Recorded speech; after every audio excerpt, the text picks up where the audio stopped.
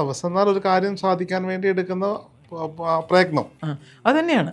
അത് അപ്രാപ്യമായ ഒന്നിനെ പ്രാപ്യമാക്കാൻ വേണ്ടി ചെയ്യുന്ന കഠിന പ്രയത്നത്തിന്റെ പേരാണ് തപസ്. ഗുരുവായൂരിലും അമ്പലപ്പുഴയിലും ഒക്കെ പോയി ഭാഗവത സപ്താഹം നടത്തുക എന്ന് പറയുന്നത് ചെറിയ കാര്യമല്ലല്ലോ. അല്ല, അവിടെ ഞാൻ ചെല്ലുമ്പോൾ തന്നെ 264ാമത്തെ സപ്താഹം. അതിന് മുമ്പ് അത്ര വലിയ കൊടികെട്ടിയ ആൾക്കാരൊക്കെ വന്ന് ചെയ്തിരിക്കുന്ന സ്ഥലമാണ്. മക്കൾ പറയുന്നത് വെച്ചാൽ ശരി, വസ്ത്രം കൊടുക്കുന്നുണ്ട്, ഭക്ഷണം കൊടുക്കുന്നുണ്ട്, കിടക്കാൻ മുറി കൊടുക്കുന്നുണ്ട്, TV വെച്ച് കൊടുത്തിട്ടുണ്ട്, പിന്നെ മരുന്നും കൊടുക്കുന്നുണ്ട്. മരുന്നും ഇമ്പോർട്ടൻ്റ്. ഇവരെന്തുകൊണ്ട് ഈ മരുന്ന് അടിമകളായി? മക്കൾക്ക് സമയമില്ല വർത്തമാനം പറയാൻ, മക്കൾ ചോദിക്കാൻ സമയമില്ല. ഒരു അച്ഛനും അമ്മയ്ക്ക് അത്രയും മതിയോ? ഈ 4 കാര്യങ്ങൾ മതിയോ?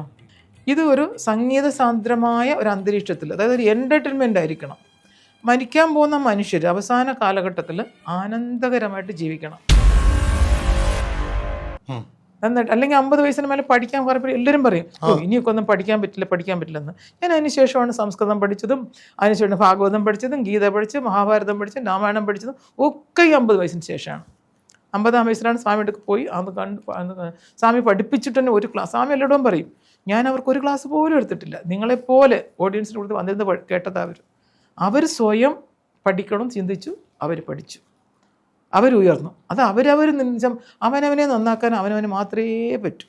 വേറെ ആരെ കൊണ്ടും. ഗുരുനാഥന്മാർക്ക് ഉപദേശം തരാം, അങ്ങനെ ചെയ്യുമെന്ന് പറയാം.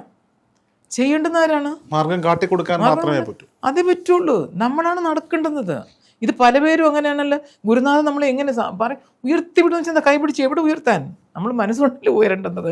അത് നമ്മൾ സ്വയം തീരുമാനിക്കണം. ഞാൻ നന്നാവണം, എനിക്ക് ഉയരണം, അല്ലെങ്കിൽ എനിക്കിത് പഠിക്കണം. നമ്മുടെ ആൾക്കാർക്ക് വെച്ചാൽ ദൃഢനിശ്ചയമില്ല, വരില്ല എന്നൊരു മുടി നേരത്തെ കൂട്ടി തീരുമാനിക്കും. എന്ന് വെച്ചാൽ ഇനി എനിക്കിതൊന്നും വരില്ല, ഇനി എനിക്കൊന്നും വരില്ല എന്ന് വെച്ചാൽ ഞാൻ പിടിച്ചതൊന്നും വരില്ല. ഇത് നമ്മുടെ മുൻകൂട്ടിയുള്ള തീരുമാനമാണ്. അത് നമ്മൾ പുറത്തു വരണം. എനിക്ക് വരും, എനിക്ക് സാധിക്കും എന്ന് ഉറപ്പിച്ച് പറഞ്ഞു നോക്കൂ, സാധിക്കും. എന്നെ സംബന്ധിച്ചോളം ശരി ഞാനൊരു ഇതായിട്ട് പറയുകയല്ല, അതെൻ്റെ ഗുരുനാഥൻ്റെ അഡ്വൈസാണ്. അത് ഞാൻ ശിരസാ വഹിച്ചുകൊണ്ട് അദ്ദേഹം കാട്ടിയ വഴിയിൽ കൂടെ ഞാൻ അങ്ങനെ തന്നെ പോവുകയാണ്. ഓരോ നിമിഷം എന്നെ വാച്ച് ചെയ്യുന്നുണ്ടായിരുന്നു. അതുകൊണ്ടാണ് എന്നെ 6 വർഷം കഴിഞ്ഞപ്പോൾ എന്നോട് പറഞ്ഞ് സത്താകം ചെയ്യാൻ. ഞാൻ സ്വാമിജി എനിക്കങ്ങനെ ആയിട്ടില്ല, ഞാൻ കേട്ടോണ്ടിരിക്കുന്നതേ ഉള്ളൂ, എനിക്ക് ബേസില്ല, ചെറുപ്പകാലത്തിലൊന്നും ഞാനൊന്നും പഠിച്ചിട്ടില്ല എന്ന് പറയില്ല.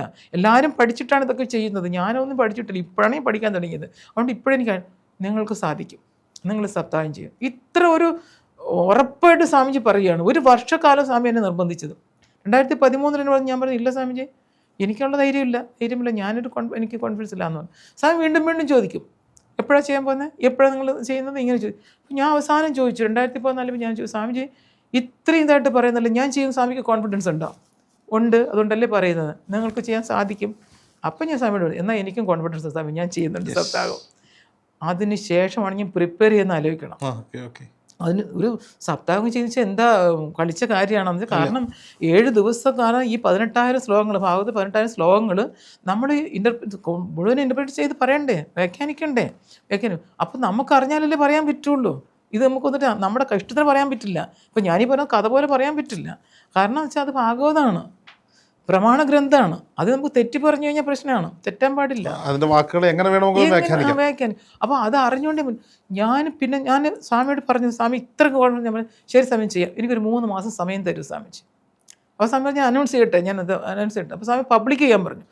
ഞാൻ പറഞ്ഞു പബ്ലിക്ക് വേണ്ട സ്വാമിജി, എനിക്ക് പേടിയാണ്, പബ്ലിക് എല്ലാം പോയിട്ട് ഒരുപാട് അറിവാളികൾ ഉണ്ടായിരിക്കും അല്ലേ, ഒരുപാട് അറിയുന്നുണ്ട്, അവിടെയൊക്കെ പോയിട്ട് ശരി ഞാനിങ്ങനെ എനിക്ക് നമുക്ക് മനസ്സിന് ഉറപ്പ് വേണ്ടേ, ശരി എനിക്കില്ല. അങ്ങനെയാണ് ആശ്രമത്തിൽ, ചാലക്കുടി സ്വാമിയുടെ ആശ്രമമുണ്ട്, അവിടെ 300 അന്തേവാസികളുണ്ട്. അപ്പോൾ സ്വാമി ഒരു കാര്യം എന്നാൽ പിന്നെ ഇവിടെ ചെയ്യും. ഞാൻ പറഞ്ഞു ശരി ഞാൻ ഇവിടെ ചെയ്യാം എന്ന് ചിലരെ എനിക്ക് അറിയുന്നവരാണ്, അപ്പോൾ ഒരു സമാധാനം ഉണ്ടല്ലോ എന്ന് പറഞ്ഞിട്ട്. അപ്പോൾ ഞാൻ സ്വാമിയോട് എനിക്കൊരു 3 മാസം സമയം വേണം സ്വാമി. എന്തിനാ? അല്ലെങ്കിൽ ഞാൻ പ്രിപ്പയർ ചെയ്തിട്ടുള്ള സ്വാമിജി, എനിക്ക് പറ്റും, ശ്ലോകം പുസ്തകം എനിക്ക് അറിയുമെന്നേ എനിക്കറിയില്ല, ഞാൻ കേട്ടോണ്ട് പോകല്ലേ ഉള്ളൂ. പിന്നീടാണ് പണ്ഡിറ്റ് ഗോപാലൻ നായരുടെ 8 വോളിയം ബുക്കുണ്ട്, ഭാഗവതൻ്റെ എക്സ്പ്ലനേഷൻ കംപ്ലീറ്റ്, ശ്ലോകം ബൈ ശ്ലോകം ബൈ. പിന്നെ ഒരു 3-4 മാസം തപസ്സായിരുന്നു. ഇതിൻ്റെ പേരാണ് തപസ്. എന്താ തപസ്സിൻ്റെ അർത്ഥം?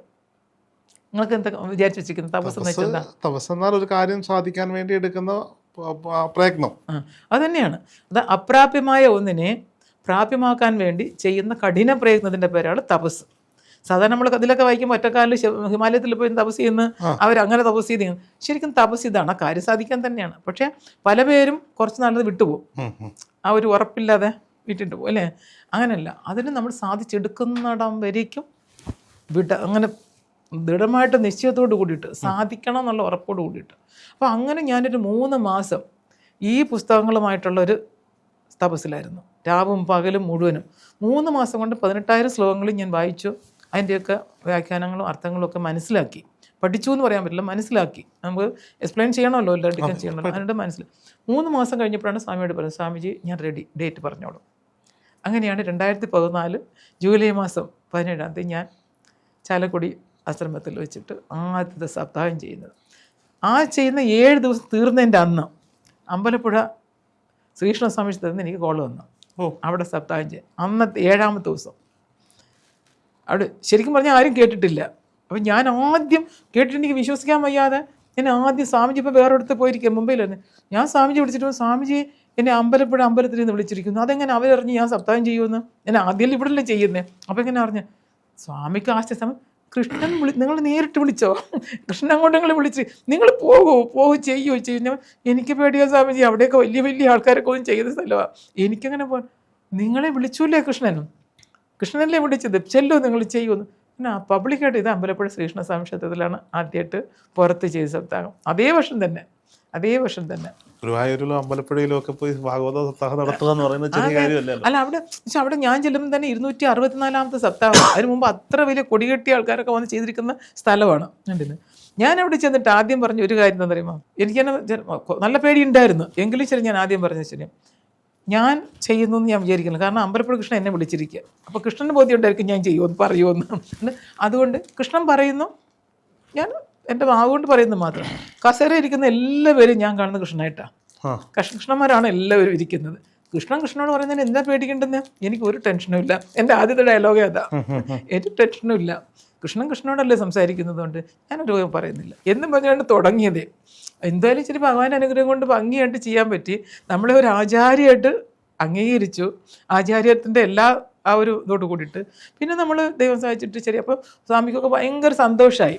പക്ഷേ സ്വാമിജി പറഞ്ഞു, അങ്ങനെ തന്നെ നിങ്ങൾക്ക് അത് സാധിക്കും, നിങ്ങളോട് സാധിക്കുമെന്ന്. അതാണ് ഞാൻ പറഞ്ഞു, നിങ്ങളൊരു കാര്യം ഏറ്റെടുത്ത് കഴിഞ്ഞാൽ നിങ്ങൾ അതിന് വേണ്ടിയിട്ട് ശ്രമിക്കും, നിങ്ങൾ അതിന് വേണ്ടി പരിശ്രമിക്കുന്നുണ്ട്. അതുകൊണ്ടാണ് അത് എത്തിച്ചേരാൻ പറ്റുന്നത്.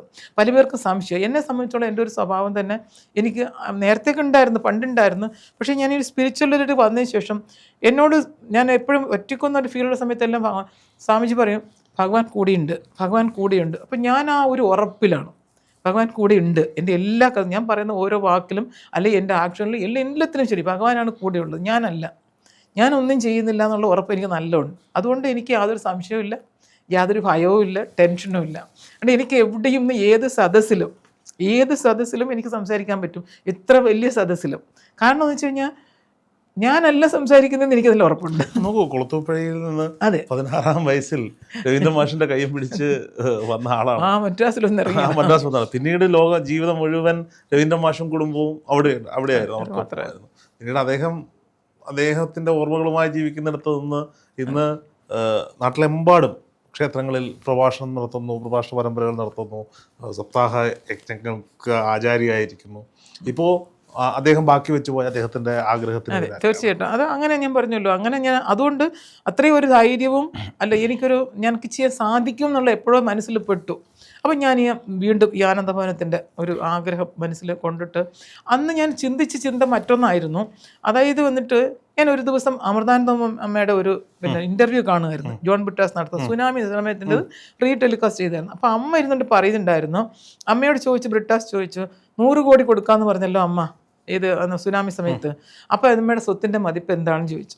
ആ നേരം അമ്മ ചിരിച്ചുകൊണ്ട് പറഞ്ഞു, മോനെ എനിക്ക് സ്വത്തൊന്നും ഇല്ല മോനെ എന്ന് പറഞ്ഞ അമ്മ. അപ്പോൾ പിന്നെ 100 കോടി കൊടുക്കാമെന്ന് അമ്മ പറഞ്ഞെന്നറിയുമ്പോൾ 130 കോടി ജനങ്ങൾ അന്ന് 130 കോടി ജനങ്ങൾ 1 രൂപ വെച്ച് തന്നു കഴിഞ്ഞാൽ എനിക്ക് 100 കോടി ഈസി കൊടുക്കാൻ പറ്റും.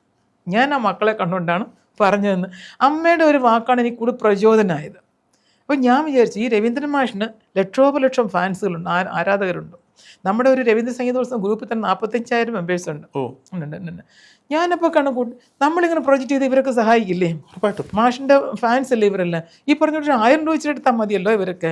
എൻ്റെ മനസ്സിൽ ആദ്യം തോട്ട് അതാണ് കേട്ടോ. അല്ലെങ്കിൽ ഞാൻ ഒറ്റയ്ക്ക് എങ്ങനെ ചെയ്യുമെന്ന് എനിക്ക് തോന്നി. പണമല്ലേ, പണത്തിന് പണം വേണമല്ലോ. നമ്മൾ ഈ പറയുന്ന പോലെയല്ല, നമ്മൾ ചെയ്യുന്ന കാര്യമൊക്കെ ഇനി പണം വേണം. അപ്പോൾ എനിക്ക് അങ്ങനെ തോന്നി.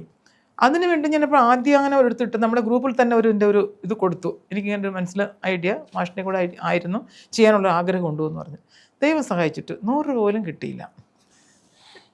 ആരും അത് റെസ്പോണ്ട് ചെയ്തില്ല, ആരും ഒരു തിന്നിട്ടില്ല. കുറച്ച് നാൾ അതിന് വേണ്ടിയിട്ട് ഞാൻ വെയിറ്റ് ചെയ്തു. ഏകദേശം ഒരു വർഷത്തിൽ നോക്കിയിട്ട് ശരി ഫാൻസ് മാത്രമാണെന്ന് മനസ്സിലായി. ഫാൻസ് മറ്റേ അവരൊക്കെ ശരിക്കും പറഞ്ഞാൽ ഈ ഓവർ ഫാൻസായിട്ട് നടക്കുന്നവരൊക്കെ പാവങ്ങളാണ് സത്യം. ഈ വലിയ ആൾക്കാരൊന്നും വന്ന് ഇത് പുറത്ത് കാണിക്കില്ലേ, ഫാൻസ് ഉള്ളിൽ ഇതുണ്ടെങ്കിലും ഈ ബഹളം വയ്ക്കൊന്നുമില്ലല്ലോ. അവരിങ്ങനെ ആസ്വദിക്കും, ആരാധിക്കുമെന്നേ ഉള്ളൂ. അല്ലാതെ അവരിങ്ങനെ ഞങ്ങൾ കുറച്ചതായിട്ടുള്ള ആൾക്കാരാണ് വന്നിട്ട് ശരി ഭയങ്കരമായിട്ട് അതിനെ ഇതാക്കുന്നതുണ്ടോ. ഒരു പക്ഷേ അവർക്ക് പറ്റാത്തതുകൊണ്ടാണോ എന്തുവാണെങ്കിലും ശരി, ആരും അത് എൻകറേജ് ചെയ്തില്ല, എനിക്കൊന്നുമില്ല. പക്ഷേ ഞാൻ എടുത്തപ്പോഴും ഞാൻ മാറിയില്ല.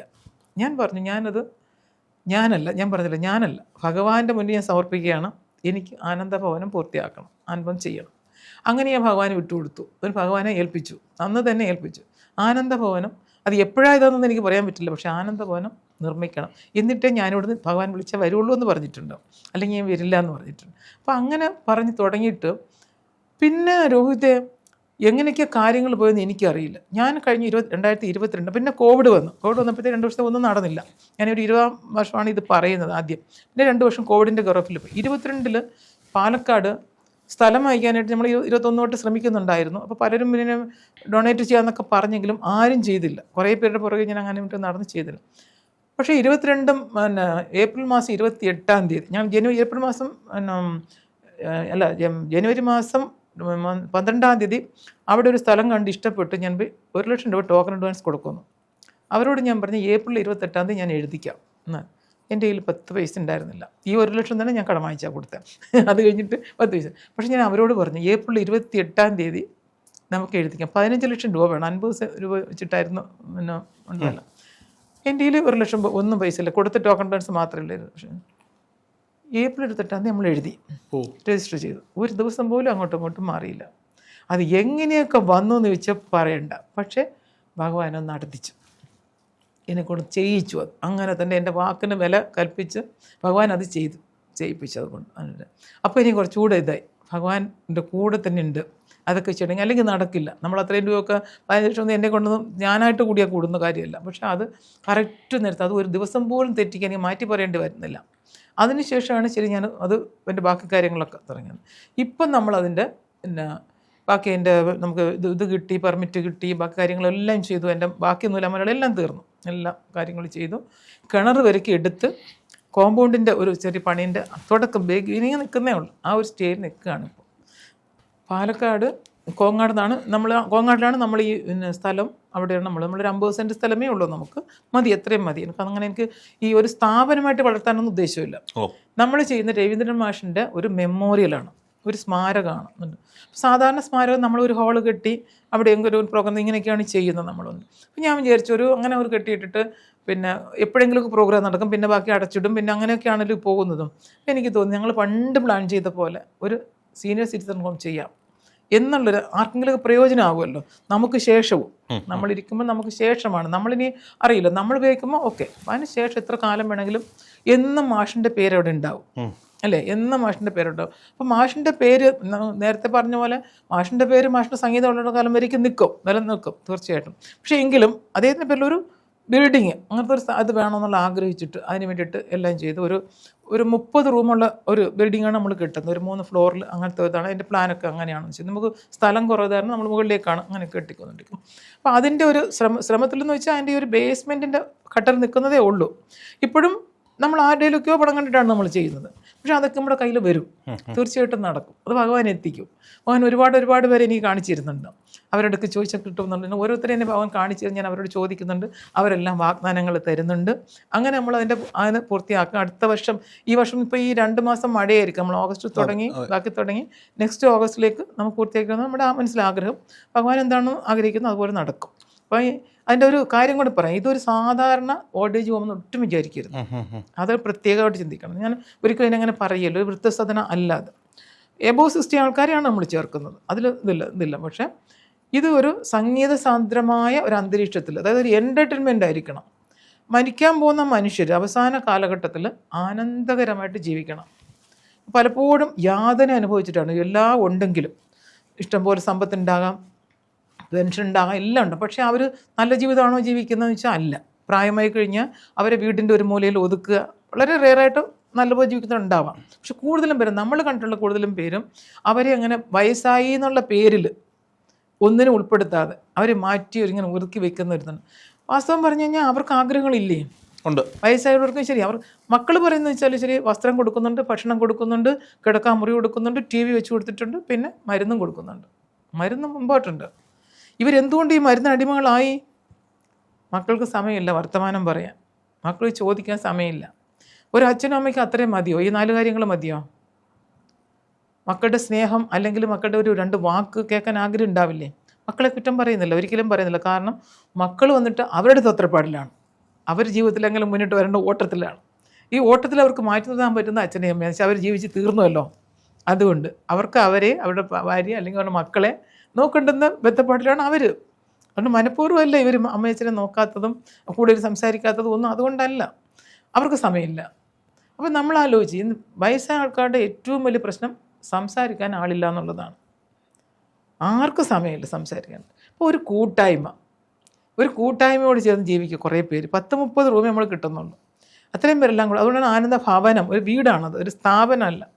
ആ വീട്ടിൽ എല്ലാവരും ഇങ്ങനെ കുറേ പേര് ചേർന്നിട്ട് അവരുടെ സങ്കടങ്ങളും കാര്യങ്ങളും പങ്കുവച്ച് ജീവിക്കുക എന്നുള്ള ഒന്ന്.